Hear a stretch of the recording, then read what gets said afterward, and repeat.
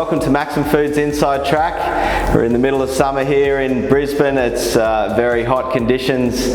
Down in Melbourne we've got the Australian Open on at the moment, so plenty of good tennis viewing and plenty of Aussie representation, which is great. Let's have a look to see what's happening in the dairy industry. If we start with whole milk powder, so we had a relatively even result last night. It ticked up 1% after a 7% correction the GDT prior. So yeah, it was in line with futures expectations. On the demand side, a few different dynamics in the GDT last night. We had the North Africa up quite considerably. So that's strong demand from that region, especially considering that it was on the back of the Algerian tenders. So yeah, good demand there. China and North Asia were down as a region, but the other global regions did pick up the slack there. So even result on demand with whole milk.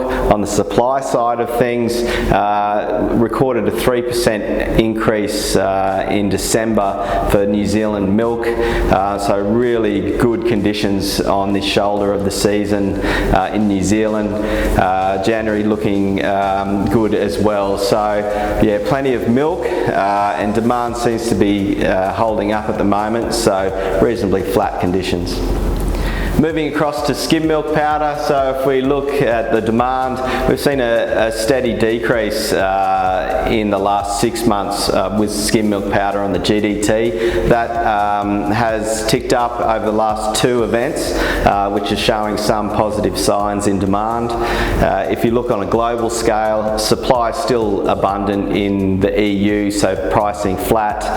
In the US, showing some positive signs with lower inventory helping support that price. So yeah, some more positive signs for skim over the next 3 months, looking as though a bit more balanced than what it has been previously. Having a look at butterfat, so if we look on a global scale, in the EU, still bearish signs, supply is good, demand flat, so pricing stable. In the US, some good supply over there of US butterfat, so we are seeing a lot of it on the export market. CME pricing very bearish, so yeah, all signs point to a reasonable bearish market over in the US. Another thing attributing to that is some good fat components in their milk. So in the US, meaning that supply is milk supply is good, but also the fat is increased. So yeah, we don't see a lot of signs of recovery from that fat market in the next 2 to 3 months. But if you look over on New Zealand, Australia, things seem to have stabilised. We saw another increase on AMF and butterfat on the GDT.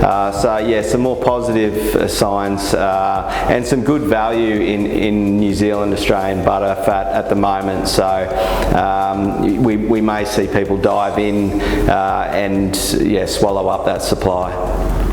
Having a look at cheese, so in the EU, much like the butter, there's some good supply.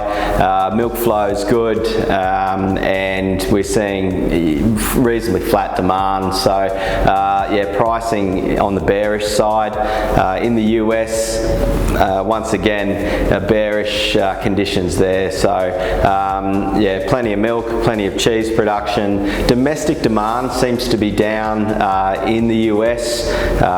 So domestic consumption down. Export data is good out of the US, so plenty of cheese going offshore, and obviously supported by the lower prices. But yeah, it does seem bearish over the next 3 to 6 months outlook for US cheese. In the New Zealand Australian side of things, yeah, market seems a bit better supported.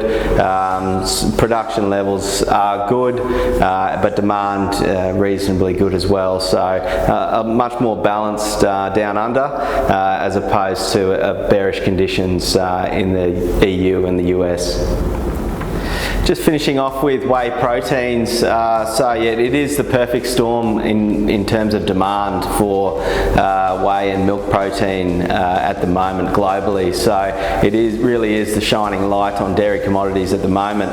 The US government have just released their dietary guidelines, which is the first time it's been, well, the first major update in over 20 years. So it really does promote and reinforce protein in your diet and also full fat milk. So that will really increase demand and put further pressure on supplies of whey protein globally. So yeah, demand still, and then obviously with Ozempic and people using it as a dietary supplement whilst taking weight loss drugs, etc. It really is the perfect storm, culminating in record demand for whey powder. Obviously on the supply side, things are restrained. Capacity is restrained globally, so a lot of people are trying to produce as much high value protein as they can, but that imbalance remains, and hence why pricing is so high. In terms of 3 to 6 month outlook, still very bullish, and no signs of retreat for WPC or WPI in pricing. Thanks very much for listening to today's Inside Track. I hope you have a wonderful fortnight, and look after yourself and one another.